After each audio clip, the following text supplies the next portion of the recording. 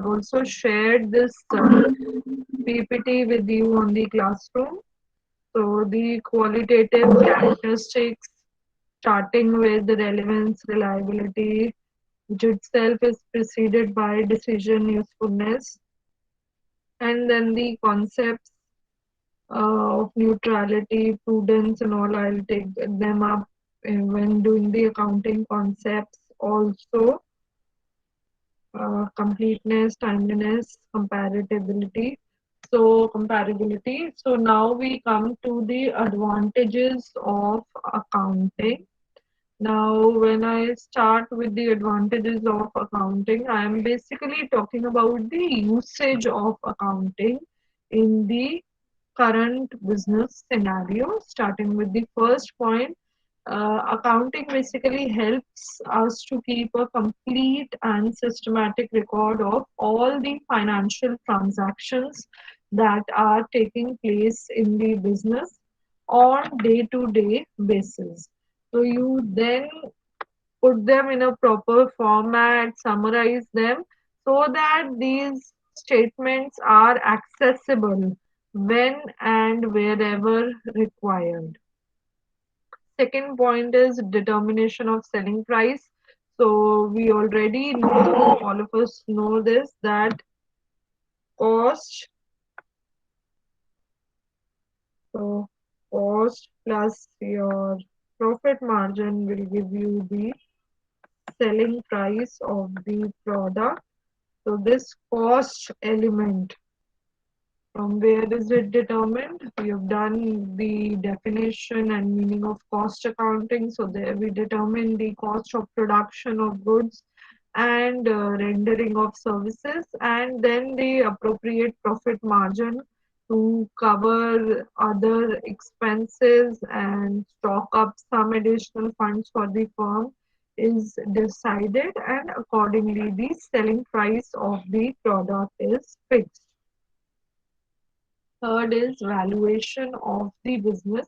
Now, by valuation of the business, you can have different ways, methods, or interpretations of valuation of the business. The simplest being that on 31st March each year, you value the assets and liabilities of the firm in the form of the balance sheet and try to give a picture of the net worth of the firm. So the terms I used, assets and liabilities, just another 5 minutes and I'll take up the basic terms. There I'll speak at length about assets and liabilities. For the time being, just understand that it is the balance sheet as a financial statement which is giving you the value of the business. Next point, helps in raising loan. So the requirements when a company or a firm approaches the bank for a financial loan would be different from what you need when you're going for a student loan. For example, let's take a simple example. You approach any bank for that, say SBI, for a student loan. Any idea what all documents are required for a student loan? Anyone who has any first-hand knowledge in the family, say your elder brother, sister, they have availed student loan. Here, Shobita. Yes, ma'am, the family income is required so that the person could return the money if in case the student is not able to return.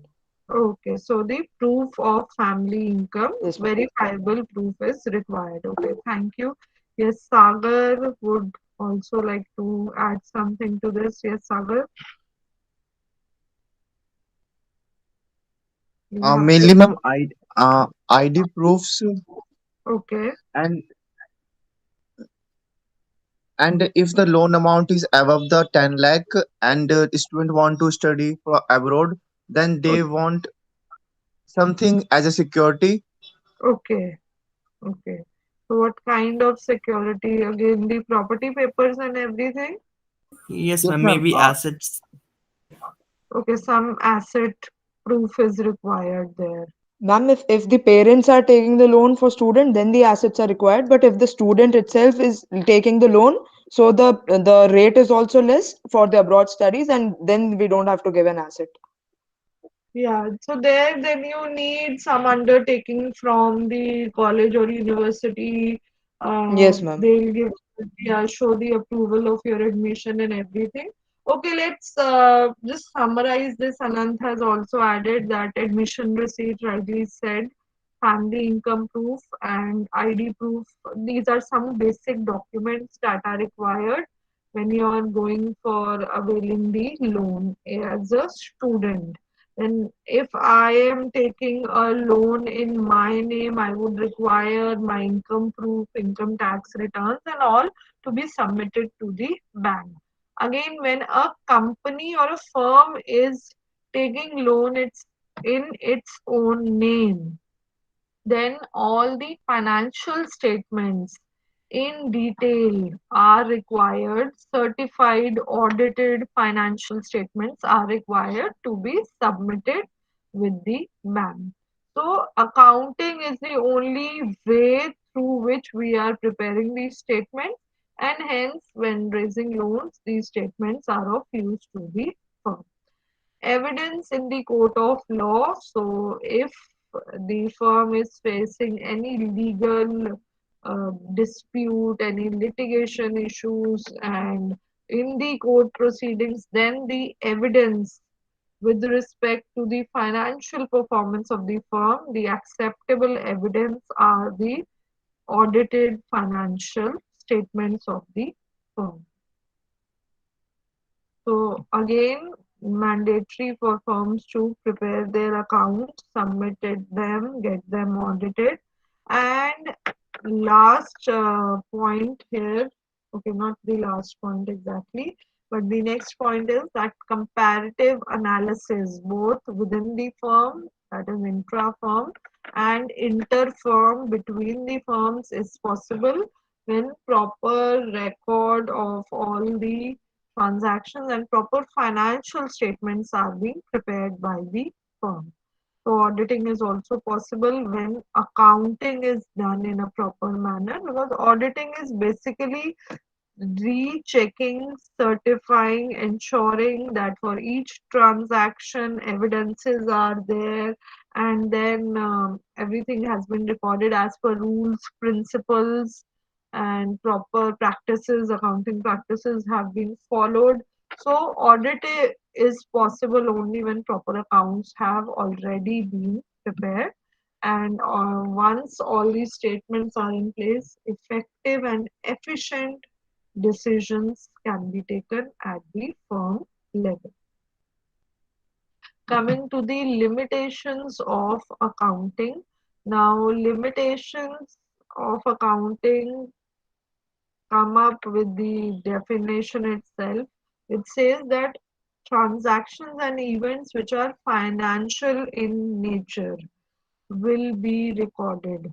So, in spite of certain events being very, very crucial for the firm, like I gave you the example of a very loyal and valuable employee leaving the firm, or say because the someone, the CEO of the firm or the VP of the firm, say he passes away, and because of that, replacement at the top level is taking time and operations are affected. So, even if these incidents are of great impact, they have a good impact, a big impact on the firm. If they cannot be converted to monetary terms, they will not be recorded. The next problem with accounting is that price changes are not considered. Now, this is related to one of the very important concepts that we cover in accounting, which is the cost concept. The cost concept says that it is very difficult to keep a track of the market value of the things owned, valuable things owned by the firm. So, what we do is we record the purchase value of the assets which the firm is purchasing. Now, the purchase value is recorded, and then each year when we are preparing the accounts, we depreciate these values. Depreciation is the reduction in the value of the asset because of economic usage. Just give me a second.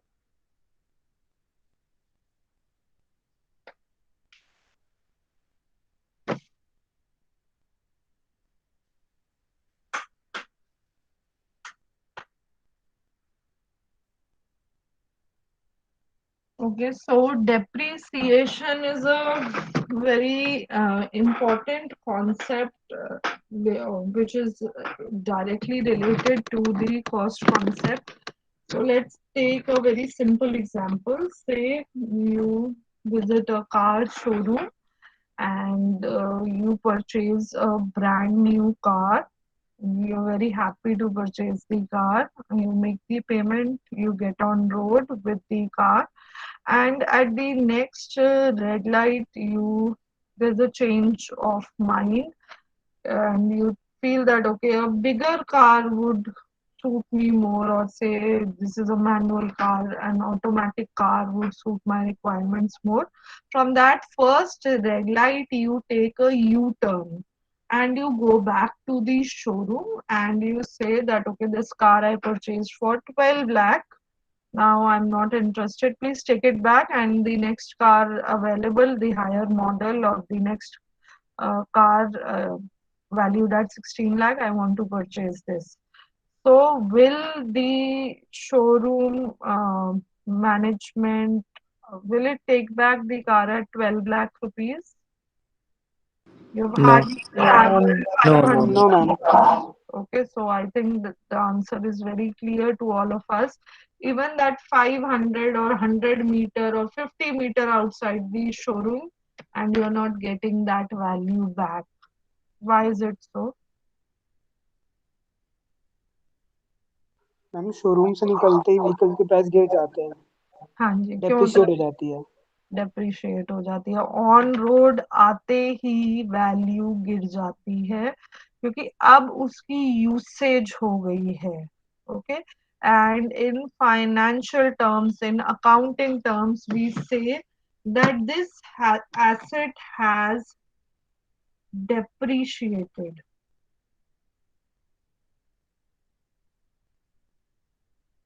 So depreciation is the fall in the value of the asset due to usage, which is the most frequent case, due to normal wear and tear, due to risk of obsolescence. Obsolescence is when something gets outdated. So today, when I am using, say, you are using iPhone XR, and today when iPhone 13 is in the market, automatically the value of your model has fallen because this technology is now comparatively outdated to the latest technology available in the market. This is also depreciation. So all these reasons lead to a fall in value of the asset every year when we are preparing the accounting statements. So, as a principle, what is done? The original purchase price of the asset is recorded on the day you purchase the asset, and then with every year usage, every financial statement will show some decline in the value of asset as per depreciation. So, say for example, for your business, you have purchased a delivery van. Okay, so I'm writing DV here, and this delivery van was for 8 lakh rupees. So, every year now, some amount as per the rules will be reduced. So this is year one, then year two will be reduced, and this will be due to the depreciation of the asset with usage in the market. Okay, so most of the assets, and especially the ones which are with the firm for a longer period of time, are depreciated. Accounting works on the cost concept. Now, in your books of accounts, the depreciated value of this vehicle after 10 years might be, at the end of 10th year, this might be only rupees 1000. Okay, but when you go to the market to sell this car or delivery vehicle, you find that this is now fetching you 10 lakh rupees, because this technology or this make of the car is no longer being produced by the company, and say hypothetically this has become an antique vehicle. So there is no link between the book value and the market value of the asset here. Okay.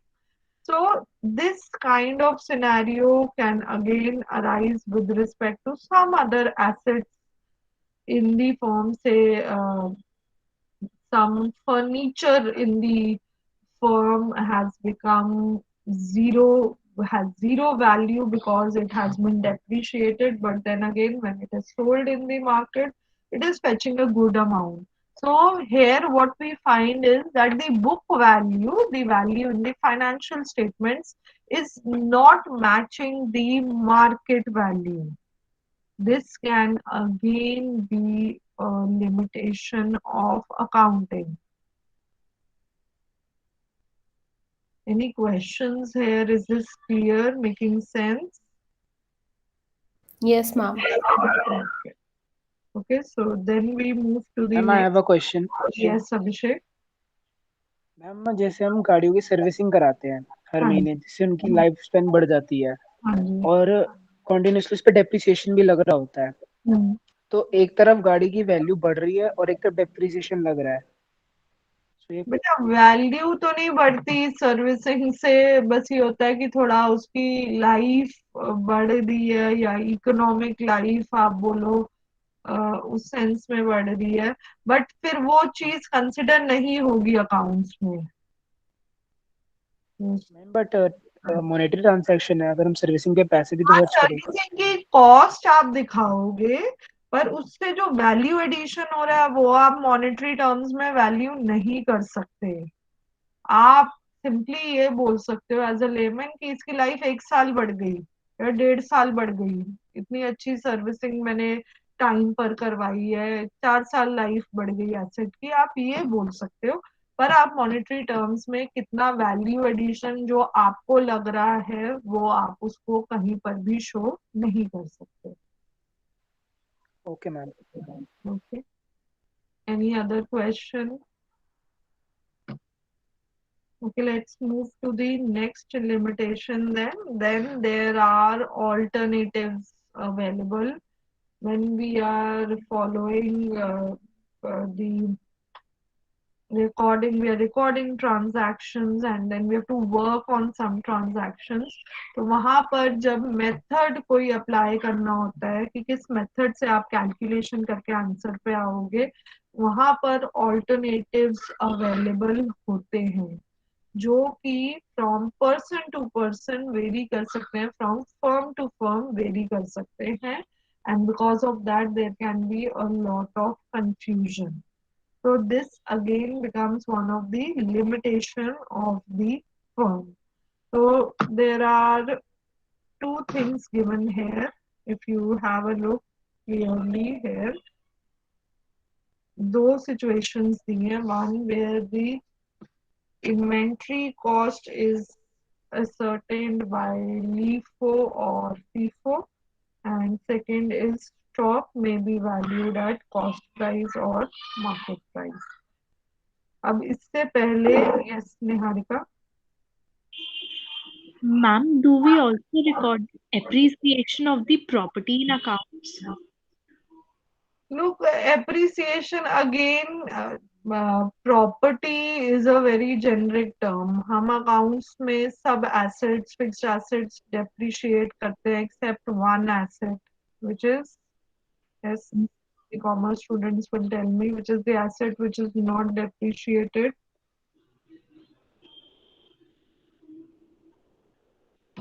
Property Yes, property तो बहुत generic term है accounts land के। Ma'am mainly Land, yes. So land is an asset which is not depreciated.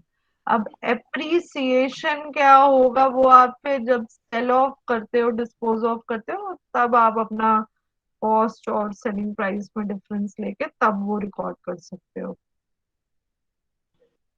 Appreciation per se is not recorded anywhere.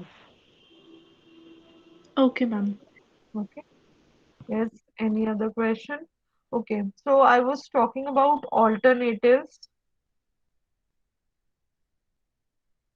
Yes, Anand, LIFO, FIFO is for inventory valuation only. It does not apply to all the cost of operation.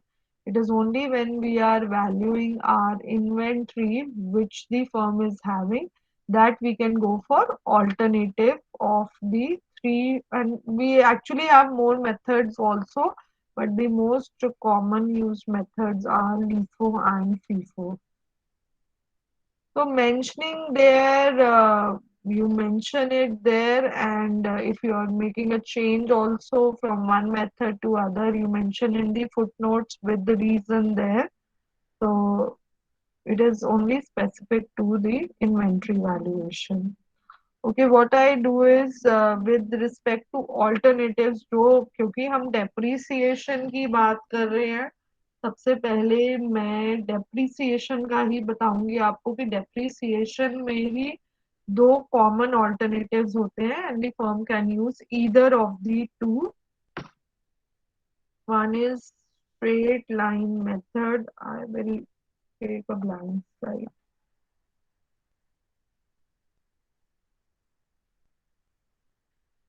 So option 1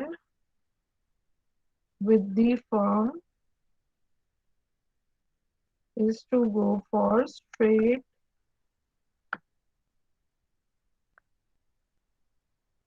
line method of depreciation. So I'm talking about alternatives. Depreciate करने के लिए asset कितनी amount से depreciate करना है, उसके लिए दो अल्टरनेटिव्स हैं. Either follow the straight line method और द WDV मेथड. तो पहले I will explain you what straight line method is. So my delivery van had a cost of rupees 8 lakh.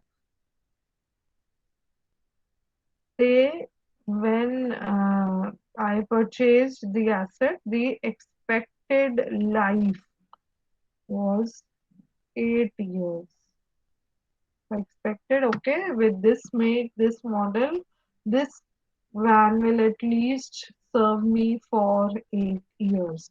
So this expected life in economic terms, in financial terms, is known as the economic life of the asset. So I add E here to mention the economic life. Now, next thing which I expect is that when I go to the market to sell the asset at the end of the economic life, then scrap value. The term I use is scrap value. What is scrap? What is कबाड़. कबाड़? Zero value. हाँ, जो literal meaning होता है वो कबाड़ ही होता है. जब आप सेल कर रहे हो, जो एसेट यूज हो चुका है, आप एंड में वो इकोनॉमिक लाइफ की कोशिश कर रहे हो कि वो किसी तरह कुछ अमाउंट आपको फेच कर ले, चाहे स्क्रैप डीलर ही ले जाए उस एसेट को, that value that you expect is the scrap value. But here in our example, I do not expect any scrap value at the end of the 8th year. So as per straight line method of depreciation, the depreciation needs to be calculated per annum basis. Per year के basis पे calculate करोगे, क्योंकि हर year आप asset को उतनी value से reduce करोगे। तो अब मेरा जो डेप्रिसिएशन एवरी ईयर आएगा वो होगा cost of the asset minus the scrap value divided by life of the asset. That comes to rupees 1 lakh per year. So what does this do? Every year for 8 years, starting with the second year after the first year end, I will start reducing this 8 lakh. जो first year जैसे ही and होगा, first year की financial statement बना रही हूँ, ये 8 लाख की machine को मैं 1 लाख कम करके 7 लाख दिखाऊंगी। फिर नेक्स्ट ईयर 7 लाख से 1 लाख और कम करेंगे, 6 लाख दिखाएंगे। तो ऐसे 8 ईयर्स के एंड पे आपके पास जो बुक वैल्यू रह जाएगी, book value is the value in my records, will come down to 0. This is the straight line method of depreciation. What you are doing, you are charging the same amount of depreciation every year over the economic life of the asset. Is the example clear?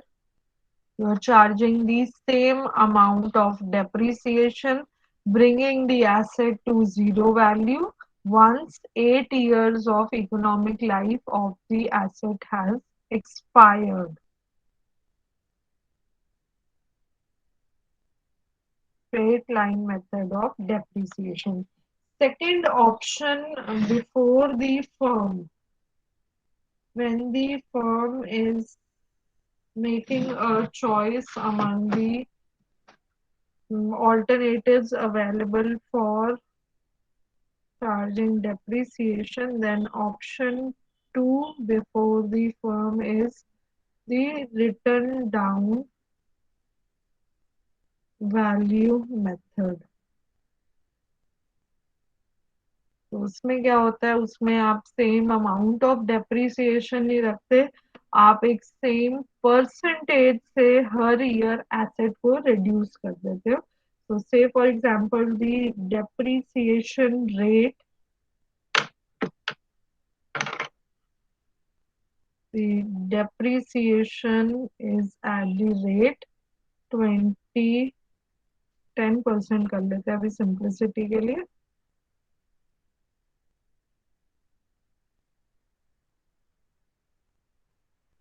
%10 per annum. So this means every year the asset will be reduced by 10%.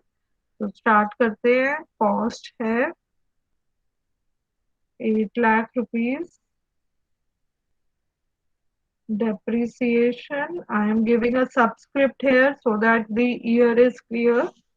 So first year the depreciation will be 80,000. So written down value is the reduced value of the asset at the end of first year will be 7,20,000.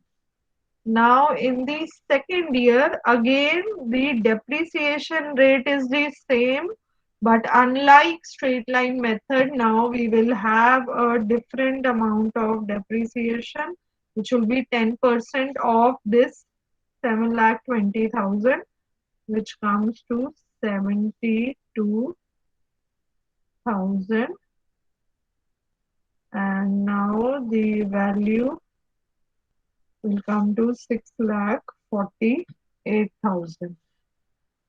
So similarly for the third year the depreciation will be 64,800, which will be reduced. Now, this depreciation rate will be constant, yes. How is it calculated? Now, there are different ways. I don't want to go in much depth, but it is on the basis of the industry practices. Okay. For similar assets, we take the depreciation rate as charged by other competitors in the industry. So for the time being, this information is enough. We will not get into much details there. But depreciation now for the third year, depreciation 3 will be 64,800 and so on you continue. So what do you see that every year the asset is being reduced by depreciation? Rate of depreciation is the same, but the amount is different. And you will very clearly see that the amount of depreciation is also reducing every year with a reduction in the value of the asset. So these are two options before the firm. Yes, Rishabh. Ma'am ma'am कोई गाड़ी की depreciation हो रही है 1 लाख रुपए हर साल, तो हाँ, मैम पहली साल 1 लाख हुई, लेकिन अगले साल तो वो बढ़ जाएगी ना मैम। टेक्नोलॉजी और इम्प्रूव होगा तो अगले साल 1.5 लाख भी हो सकता है, 1,20,000। बेटा अभी आप बात कर रहे हो मार्केट के हिसाब से। मैं मार्केट की बात नहीं कर रही, मैं बुक्स की बात कर रही हूँ, बुक्स ऑफ अकाउंट्स की। तो वहां पर आप सेम मेथड रखते हो, चाहे वो स्ट्रेट लाइन है, चाहे वो रिटर्न डाउन वैल्यू है। फिर हम मार्केट प्रैक्टिसेस या मार्केट एक्सपेक्टेशन को वहां पर कंसिडर नहीं करते। That itself I have told you is a limitation of accounting कि market reality को वहां पर consider नहीं करा जाता। ओके आप मैम। मेथड चूज कर लेते हो और फिर आप उसको रिलीजियसली फॉलो करते हो।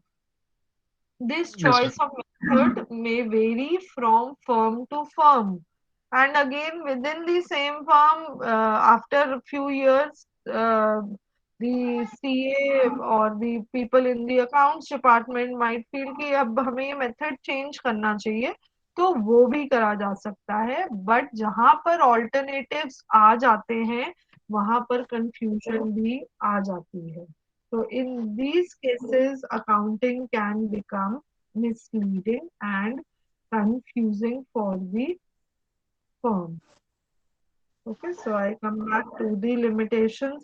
What okay I'll do ma'am. is FIFO, FIFO और ये सब मैं I'll get back to these terms, but let me first explain the basic terms in accounting क्योंकि stock itself पहले मैं length में एक्सप्लेन करूंगी, फिर ये जो प्रैक्टिसेस हैं वो वहीं पर मैं आपको एक बार एक आइडिया दे दूंगी। नेक्स्ट इज ऑब्वियसली जहाँ पे ऑल्टरनेटिव्स हैं वहां पे कंफ्यूजन है, और फिर वहां पर पर्सनल जजमेंट भी पिक्चर में आ जाती है। तो that can lead to biasness also. तो ऑब्जेक्टिविटी जो होती है वो चली जाती है, subjectivity creeps in, and that becomes a limitation of accounting. Okay, and last point is that recording and accounting for wages and labors is not carried out for different processes and jobs. Now, this is specifically related to a branch or a type of accounting which is process accounting या job accounting. तो बहुत production होती है, बहुत products होते हैं जो step by step produce होते हैं।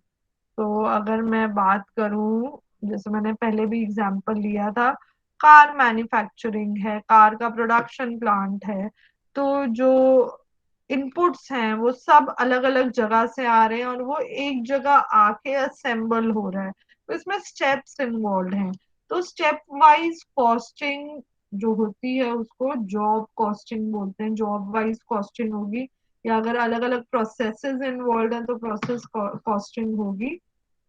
उनमें आप कॉस्ट तो सेग्रीगेट कर देते हो स्टेप वाइज, पर जो कुछ खर्चे होते हैं like payment of salaries to the employees, that is not done job wise. तो वो भी एक लिमिटेशन है अकाउंटिंग का।